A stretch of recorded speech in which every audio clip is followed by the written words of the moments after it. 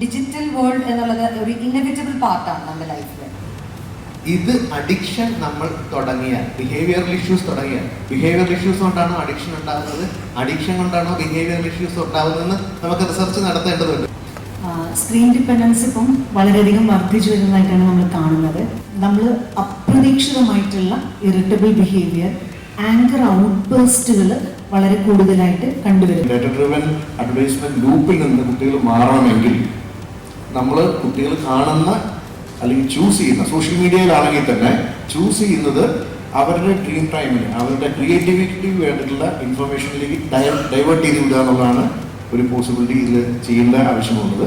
ഒരു ലഹരി, കുട്ടികളിൽ ലഹരി ഉപയോഗിക്കാതിരിക്കാനുള്ള ഏറ്റവും നല്ല മാർഗം എന്ന് പറയുന്നത് അവരതിനെതിരായിട്ട് പ്രവർത്തിപ്പിക്കുക എന്നുള്ളതാണ്. മെക് ദം എഗെയിൻസ്റ്റ്